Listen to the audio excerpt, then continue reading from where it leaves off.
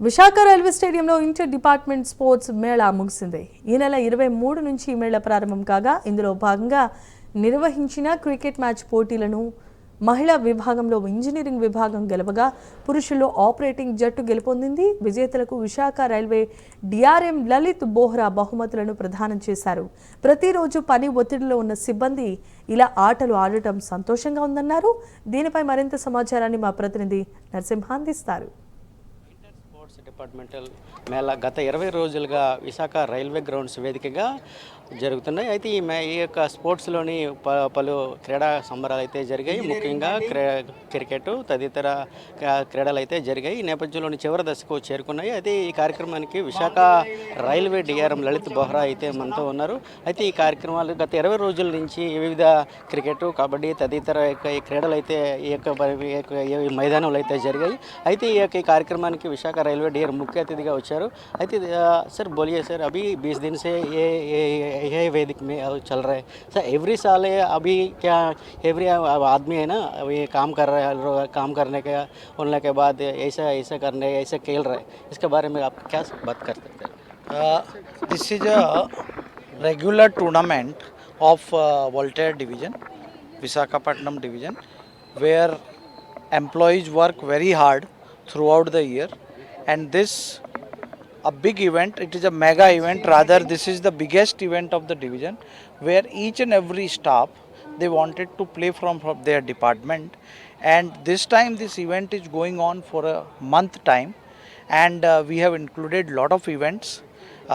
Along with that, the women's also participated, and therefore we initiated the few tournaments which were women teams were there.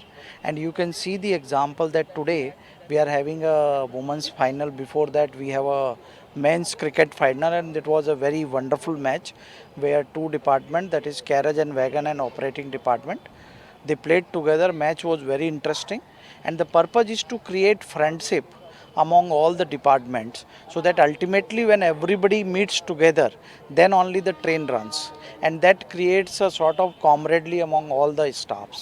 And they enjoy with their family, and it creates a sense of sportsmanship. It creates an attraction towards a game to children, and they also aspire to become a good sportsman. Actually हर आदमी को everyday काम करने के time में stress रहता है, तो हर साल भर ऐसा ऐसा खेल रहता है, चलता रहता है. इसके बारे में क्या आपको?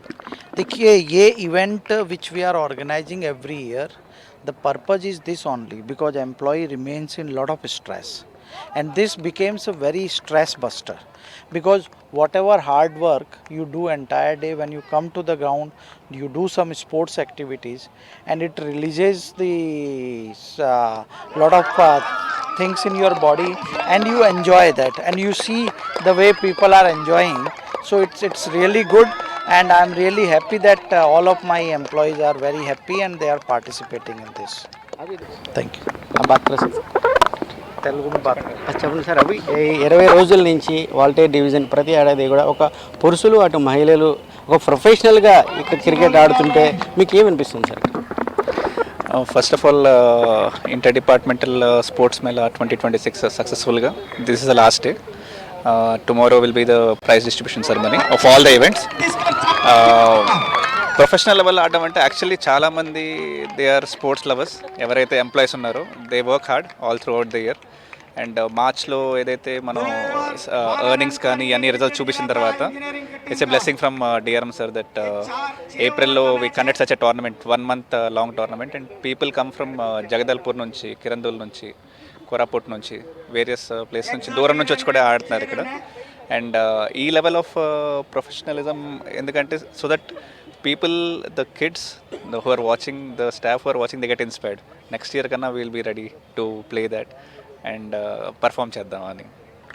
చూస్తుంటే విధి నిర్వహణలో ఎంత ఒత్తిడి ఉన్నా ప్రతి ఏడాది కూడా ఈ యొక్క క్రీడల ద్వారా మానసిక ఉల్లాసానికి కూడా దోహదపడతాయని కూడా ఇక్కడ మనం చెప్పడం జరుగుతుంది. ఇక్కడ చూస్తుంటే వివిధ ప్రాంతాల నుంచి కూడా వచ్చిన విధి నిర్వహణలు ఉన్నటువంటి ఏదైతే ఉన్నారో సిబ్బంది ఒక తాటిపైకి వచ్చి ఒక మైదానం ఒక ప్రొఫెషనల్ క్రీడాకారులుగా ఆడము తమకు ఎంతో ఆనందంగా ఉందని కూడా ఇక్కడ రైల్వే డిఆర్ఎం అధికారులు కూడా చెప్తున్న పరిస్థితి అయితే నెలకొంది.